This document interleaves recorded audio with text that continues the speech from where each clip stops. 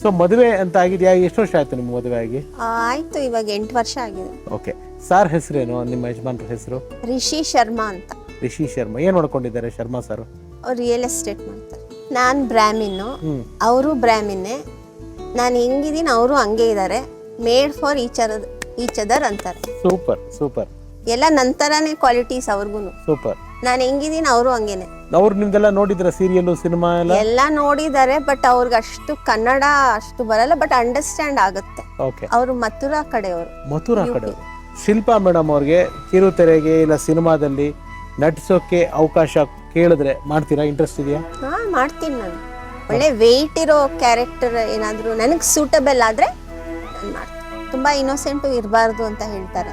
Advantage ತಗೊಂತಾರೆ ಜನರು. ನನ್ಗೆ ಅದು ಅರ್ಥ ಆಗ್ತಾ ಇರ್ಲಿಲ್ಲ. ಆಮೇಲೆ ಗೊತ್ತಾಗಿದ್ದು, ನಮ್ಮ ಅಮ್ಮ ಬಂದು ಮಾತಾಡೋರಲ್ಲ, ನಮ್ಮ ಅಮ್ಮನಿಗೆ ಗೊತ್ತಾಗ್ಬಿಡೋರು. ಎಲ್ಲಾರ ಹತ್ರ ಮಾತಾಡ್ಕೊಂಡು ಕೂತ್ಬಿಡ್ತಾ ಇದ್ದೆ ನಾನು.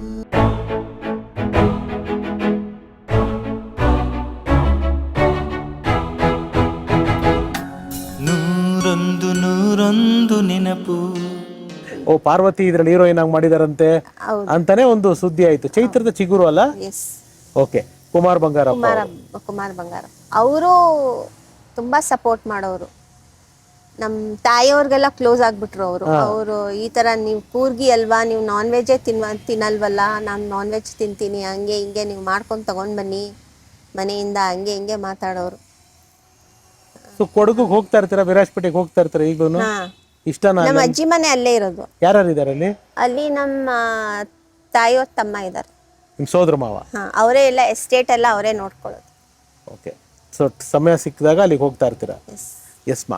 ಈಗ ಆಗ್ಲೇ ತಿಳಿಸಿದ್ರಿ, ಅಂದ್ರೆ ಅಪ್ಪಗೆ ಒಂದು ಆರ್ಥೋಡಾಕ್ಸ್ ಆಗಿದ್ರಿಂದ ಬೇಗ ಒಂದು ಮಗಳನ್ನ ಮದುವೆ ಮಾಡಿಸಿ ಒಂದು ಸೆಟ್ಲ್ ಮಾಡಿಸ್ಬೋಣ. ಪ್ರತಿಯೊಬ್ಬ ತಂದೆಗೂ ಆ ಕಾಳಜಿ, ಆ ಜವಾಬ್ದಾರಿ ಇದ್ದೇ ಇರುತ್ತೆ.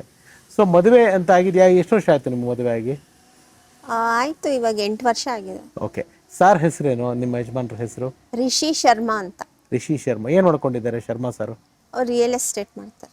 ಒಂದು ಮದುವೆ ಅನ್ನೋದು ಒಂದು ಹೆಣ್ಮಕ್ಳಿಗೆ, ಪ್ರತಿಯೊಬ್ಬರಿಗೂ ಅವರ ಕೆರಿಯರಲ್ಲಿ ಒಂದು ಬಹಳ ಇಂಪಾರ್ಟೆಂಟ್ ಘಟ್ಟ.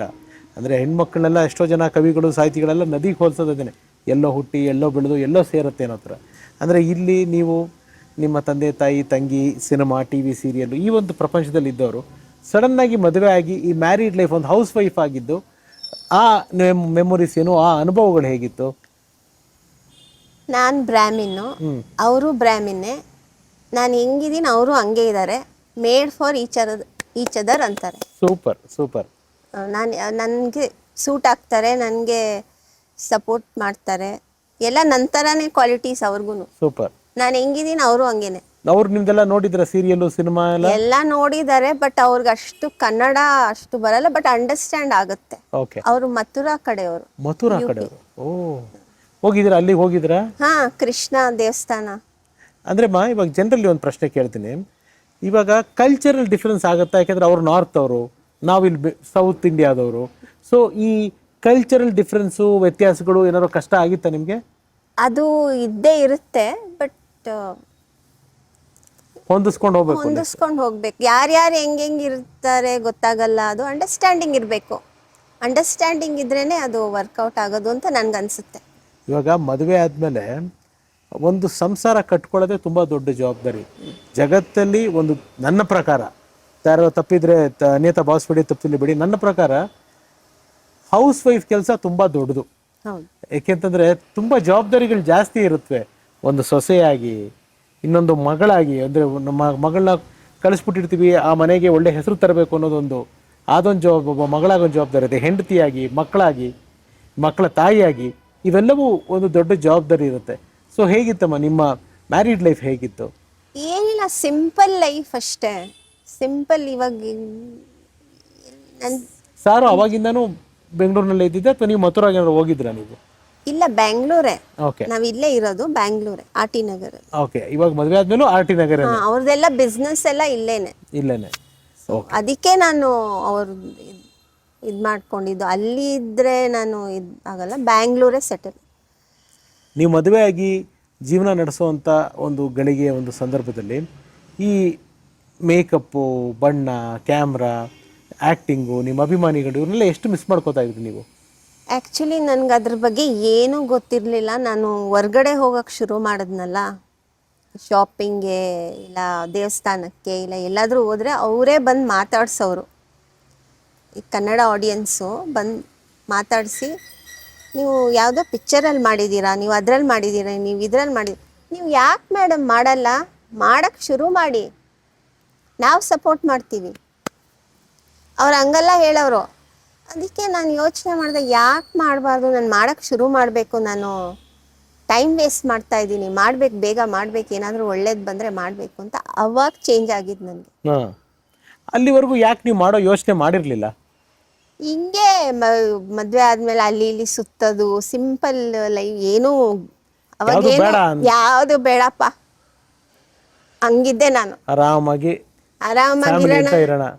ಆರಾಮಾಗಿರೋಣ, ಒಳ್ಳೆ ಊಟ, ಮನೇನಲ್ಲಿ ಆರಾಮಾಗಿರೋಣ ಹಂಗಿದ್ದೆ. ಆಮೇಲೆ ಸಡನ್ನಾಗಿ ಇವಾಗ ನನಗೂ ಬೋರ್ ಆಗಕ್ಕೆ ಶುರು ಆಯಿತು. ಮನೇಲಿ ಎಷ್ಟು ಅಂತ ಕುತ್ಕೊಂಡು ಹೇಗಿರುತ್ತೆ ಇವಾಗ ನಿಮ್ಮ ದಿನಚರಿ ಹೇಗಿರುತ್ತೆ ಮನೆಯಲ್ಲಿ? ಯೋಗ ಮಾಡೋದು. ಬೆಳಗ್ಗೆ ಎಷ್ಟೊತ್ತಿಗೆ ಯೋಗ ಮಾಡ್ತೀರಾ? ಒಂದು 6 ಗಂಟೆಗೆ. ಓಕೆ. ಎದ್ದೇಳೋದು 5 ಗಂಟೆಗೆ ಡೈಲಿ ಮಿಸ್ಸೇ ಆಗಲ್ಲ. 5 ಗಂಟೆಗೆ ಎದ್ದೇಳೋದು, ಸೂರ್ಯ ನಮಸ್ಕಾರ ಮಾಡೋದು, 30 to 35 ಸೈಕಲ್ಸು. ಆಮೇಲೆ ವಾರ್ಮ್ ವಾಟರ್, ಬಿಸಿನೀರು, ಇಲ್ಲಾಂದರೆ ಜಿಂಜರ್ ಟೀ, ಶುಂಠಿ ಟೀ, ಅದು ಕುಡಿದ್ಬಿಟ್ಟಾದ್ಮೇಲೆ ಅಡುಗೆ ಕೆಲಸ. ಅದಲ್ಲ ನಮ್ಮ ತಾಯಿ ಚಿಕ್ಕ ವಯಸ್ಸಿಂದಾನೇ ನಮಗೆಲ್ಲ ಕಲಿಸ್ಬಿಟ್ಟಿದ್ರು. ಅಡುಗೆ ಗಿಡ್ಗೆ ಎಲ್ಲ ಈ ಥರ ಮಾಡಬೇಕು, ಆ ಥರ ಎಲ್ಲ. ಯಜಮಾನ್ರಿಗೆ ನಮ್ಮ ಸೌತ್ ಇಂಡಿಯನ್ ಫುಡ್ ಎಲ್ಲ ಇಷ್ಟನಾ ನೀವು ಮಾಡೋದು? ಸೌತ್ ಇಂಡಿಯನ್ನೇ ಇಷ್ಟ. ನಾರ್ತ್ಗಿಂತ ಅವ್ರಿಗೆ ಸೌತ್ ಇಂಡಿಯನ್ನೇ ಇಷ್ಟ. ಇಡ್ಲಿ, ದೋಸೆ, ಮುದ್ದೆನೂ ಇಷ್ಟ. ತಿಂತಾರಾ? ಓ ಸೂಪರ್.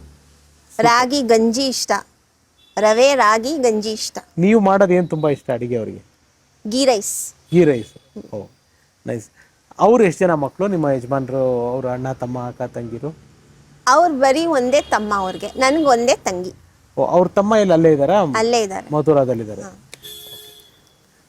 ಇವಾಗ ಸೀರಿಯಲ್ಗಳು ನೋಡಿದಾಗಲಿ ಅಥವಾ ಇವತ್ತಿನ ಸಿನಿಮಾಗಳು ನೋಡಿದಾಗಲಿ ನಿಮಗೆ ನೀವು ಅಭಿನಯಿಸ್ತಿದ್ದ ದಿಸೆಗಳ ಬಗ್ಗೆ ಎಷ್ಟು ಜ್ಞಾಪಕ ಬರುತ್ತೆ? ಜ್ಞಾಪಕ ಬರುತ್ತೆ. ನನಗೆ ಆ ಪೊಟೆನ್ಷಿಯಲ್ ಇದೆ. ನನಗೆ ಅದು ಆ್ಯಕ್ಟಿಂಗ್ ಇಂಟ್ರೆಸ್ಟೆಡ್ ಇದೆ, ತುಂಬ ಇಂಟ್ರೆಸ್ಟಿಂಗ್ ಇರೋದ್ರಿಂದ ನಾನು ಪ್ಲ್ಯಾನ್ಸ್ ಇದೆ ಮಾಡಬೇಕು ಅಂತ. ಇವಾಗ ಓಕೆ, ನಮ್ಮ ಕಾರ್ಯಕ್ರಮ ನೋಡ್ತಾ ಇರೋ ಯಾರು ಸಿನಿಮಾ ನಿರ್ದೇಶಕರು, ಟೆಲಿವಿಷನ್ ನಿರ್ದೇಶಕರು, ನಿರ್ಮಾಪಕರು ಯಾರಾದರೂ ಶಿಲ್ಪಾ ಮೇಡಮ್ ಅವ್ರಿಗೆ ಕಿರುತೆರೆಗೆ ಇಲ್ಲ ಸಿನಿಮಾದಲ್ಲಿ ನಟಿಸೋಕ್ಕೆ ಅವಕಾಶ ಕೇಳಿದ್ರೆ ಮಾಡ್ತೀರಾ? ಇಂಟ್ರೆಸ್ಟ್ ಇದೆಯಾ? ಮಾಡ್ತೀನಿ. ನಾನು ಒಳ್ಳೆ ವೆಯ್ಟ್ ಇರೋ ಕ್ಯಾರೆಕ್ಟರ್ ಏನಾದರೂ ನನಗೆ ಸೂಟಬಲ್ ಆದರೆ ನಾನು ಮಾಡ್ತೀನಿ. ಓಕೆ. ನಿಮ್ದೇನಾದರೂ ಸೂಟ್ ಆಗಬೇಕಲ್ವಾ? ಇವಾಗ ಏನೋ ಮಾಡೋದಿದೆ, ಏನೋ ಮಾಡೋದಲ್ಲ, ನಮಗೆ ಸೂಟ್ ಆಗಬೇಕು, ನಾವು ಮಾಡಬೇಕು, ಮಾಡ್ತೀನಿ. ಓಕೆ. ಇವಾಗ ನೀವು ನೋಡ್ತಾ ಇರ್ತೀರಾ ಇವತ್ತಿನ ಟೆಲಿವಿಷನ್ ಸೀರಿಯಲ್ಗಳು, ವೆಬ್ ಸೀರೀಸು, ಸಿನಿಮಾಗಳೆಲ್ಲ ನೋಡ್ತಾ ಇರ್ತೀರಾ? ಟೈಮ್ ಸಿಗುತ್ತಾ? ನೋಡ್ತೀನಿ. ಅದಕ್ಕೆ ನನಗೆ ಅದರಿಂದನೇ ನನಗೆ ಅನಿಸಿದ್ದು ನನಗೆ ಇವಾಗ ಮಾಡಬೇಕು ಅಂತ. ಓಕೆ. ನಿಮ್ಮನ್ನು ಸಂದರ್ಶನ ಮಾಡಬೇಕು ಅಂತ ತುಂಬ ಹುಡುಕಾಟ ನಡೆಸಿದ್ದೆ. ನಮ್ಮ ಸುರೇಶ್ ನಿಮ್ಮನ್ನು ಫಸ್ಟು ಅಪ್ರೋಚ್ ಮಾಡಿದ್ದು, ನಿಮ್ಮ ನಂಬರ್ ಕೇಳಿದ್ರು. ಫಸ್ಟ್ ನೀವು ಕೊಡಲಿಲ್ಲಂತೆ ನಂಬರು, ಯಾರೋ ಏನೋ ಅನ್ಕೊಂಡ. ಸಹಜ ಕೂಡ ಅದು. ಇವಾಗ ಯಾರೋ ರೋಡಲ್ಲಿ ಬಂದು ನಂಬರ್ ಕೊಡಿಂದ್ರೆ ನನಗೂ ಅನ್ಸಲ್ವಾ? ಎಷ್ಟೋ ಜನ ಬರ್ತಾರಲ್ವಾ, ಆ ಥರ ಇವರು ಏನಾದರೂ ಬಂದು ಆ ಥರ ಕೇಳ್ತಾ ಇದ್ದಾರೆ ಅಂತ ನನಗೆ. ಆಮೇಲೆ ನನ್ನ ಫೋಟೋ ಎಲ್ಲ ತೋರಿಸ್ಬಿಟ್ಟು ಇದು ಮಾಡ್ತು ನಿಮಗೆ. ಅವರು ನನ್ನ ಫೋಟೋ ಕಳಿಸ್ದೆ ವಾಟ್ಸಪ್ಪಲ್ಲಿ ಅವ್ರಿಗೆ, ನೋಡಪ್ಪ ಇವರು ಕೇಳ್ತಿದ್ದಾರೆ ಅಂತ ತೋರಿಸು ಅಂತ. ನಿಮಗೆ ಫೋಟೋ ತೋರಿಸಿದ್ಮೇಲೆ ನೀವು ನಂಬರ್ ಕೊಟ್ಟಿದ್ದು. ಹೌದು. ಆಮೇಲೆ ನಿಮ್ಮ ಫೋಟೋ ತೋರಿಸಿದ್ಮೇಲೆ ನಾನು ನಂಬರ್ ಕೊಟ್ಟಿದ್ದೆ ಆ್ಯಕ್ಚುಲಿ. ಓಕೆ. ಅವಾಗ ಅವ್ರಿಗೆ ನಾನು ಥ್ಯಾಂಕ್ಸ್ ಹೇಳಬೇಕು. ಯಾಕಂದರೆ ಹೌದು, ನೀವು ಇವತ್ತು ಕೂತ್ಕೊಂಡು ನಿಮ್ಮ ಇಷ್ಟು ಜನ ಅಭಿಮಾನಿಗಳ ಮುಂದೆ ನೀವು ಬಂದು ಮಾತಾಡ್ತಿದ್ದೀರಾ, ಇದಕ್ಕೆ ಕಾರಣನೇ ಅವರು, ಸುರೇಶ್ ಅವರು. ಯಾಕೆ ಅಂತಂದ್ರೆ ಅವರಿಲ್ಲ, ಅವ್ರು ನನಗೆ. ಥ್ಯಾಂಕ್ ಯು ಸುರೇಶ್ ಅವರೇ. ಸುರೇಶ್ ಅವರೇ ಥ್ಯಾಂಕ್ ಯು. ಮಾತಾಡ್ಸಿದ್ದೀನಲ್ಲ ನಿಮ್ನ ಒಂದ್ಸತಿ.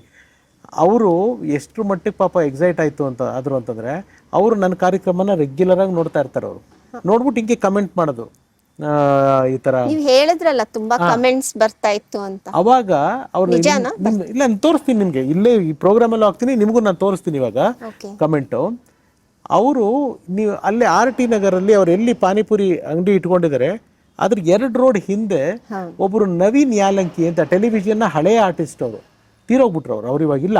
ನೀವು ನೋಡಿದ್ರೆ ಗೊತ್ತಾಗುತ್ತೆ, ನೋಡಿರ್ತೀರ, ತುಂಬ ಟಾಲ್ ಫೇರ್ ಫೆಲೋ.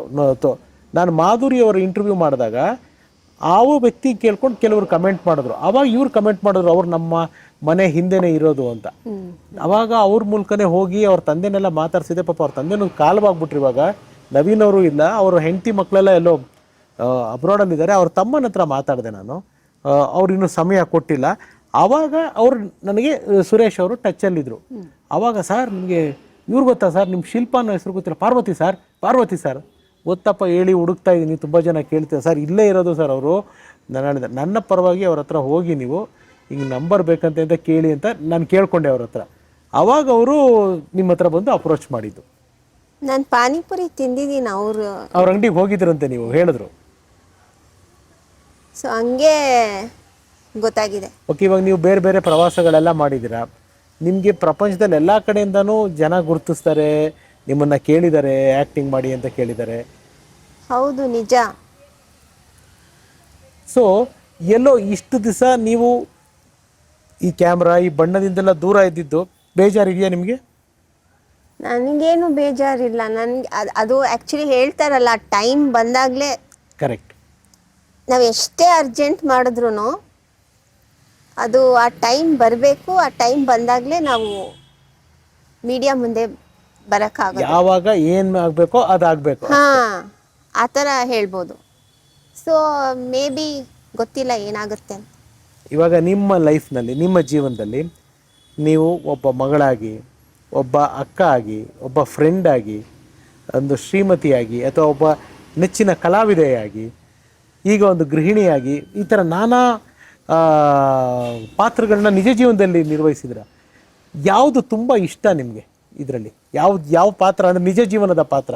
ಮಗಳ, ಹೆಂಡ್ತಿನ, ಕಲಾವಿದೆಯಾಗ, ಅಕ್ಕ ಆಗ, ಅಥವಾ ಸ್ನೇಹಿತೆಯಾಗ, ಯಾವ ಪಾತ್ರ ತುಂಬ ಇಷ್ಟ ನಿಮಗೆ?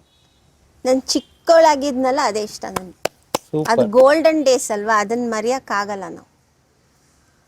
ಅದೊಂಥರ ಮೆಮರಿ ಅಲ್ವಾ. ಆ ಮಕ್ಕಳು ಮನಸ್ಸಲ್ಲಿ ಆ ಮುಗ್ಧತೆ ಇರುತ್ತೆ. ಆ ಮುಗ್ಧತೆ ಯಾವತ್ತೂ ಅದು ದೇವ್ರ ಥರ. ಮಕ್ಕಳು ದೇವ್ರಂತಾರೆ. ಬಟ್ ನಿಮಗೆ ದೇವರ ದಯದಿಂದ ತುಂಬ ಇನ್ನೂ ಮುಗ್ಧತೆನ ಹಾಗೆ ಉಳಿಸ್ಕೊಂಡಿದ್ದೀರಾ ನೀವು. Thank you. You are very innocent. ನಾನೆಲ್ಲೋ ಒಂದ್ಸತಿ ಕೇಳ್ಪಟ್ಟಿದ್ದೆ, ನೀವು ಎಷ್ಟು ಇನ್ನೋಸೆಂಟ್ ಇದ್ರಿ ಅಂತಂದ್ರೆ. ಅಯ್ಯೋ, ನಾನು ಎಷ್ಟು ಇನ್ನೋಸೆಂಟ್ ಇದ್ದೆ ಅಂದರೆ, ನಾನು ಕ್ಯಾಮ್ರಾಮನ್ಗೆ ಹಿಂಗೆ ಹೇಳ್ತಾ ಇದ್ದೆ, ಹಿಂಗೆ ಕೈ ಮಾಡ್ತಿದ್ದೆ. ಹೋಗ್ಬೋದಾ? ಸ್ಕೂಲಲ್ಲಿ ಮಕ್ಳು ಕೇಳೋಂಗೆ. ಸ್ಕೂಲಲ್ಲಿ ಮಕ್ಕಳು ಕೇಳ್ತಾ ಇದ್ರಲ್ಲ, ಹಂಗೆ ಕೇಳ್ತಿದ್ದೆ ನಾನು. ಆಮೇಲೆ ಎಕ್ಸ್ಪೀರಿಯನ್ಸ್ ಆಗಿ ನನಗೆ ಈ ಥರ ಆ್ಯಕ್ಟಿಂಗು, ಆಮೇಲೆ ಮೇಕಪ್ಪು ಎಲ್ಲ ಗೊತ್ತಾಗಿದ್ದು ಆಮೇಲೆ. ಓಕೆ, ನಿಮ್ಮನ್ನ ಆ ಇನ್ನೋಸೆನ್ಸ್ ಆ್ಯಕ್ಚುಲಿ ನೆಗೆಟಿವಿಟಿ ಆಗುತ್ತೆ ಒಂದೊಂದ್ಸರಿ. ಯಾವ ಥರಮ್ಮ? ತುಂಬ ಇನ್ನೋಸೆಂಟು ಇರಬಾರ್ದು ಅಂತ ಹೇಳ್ತಾರೆ.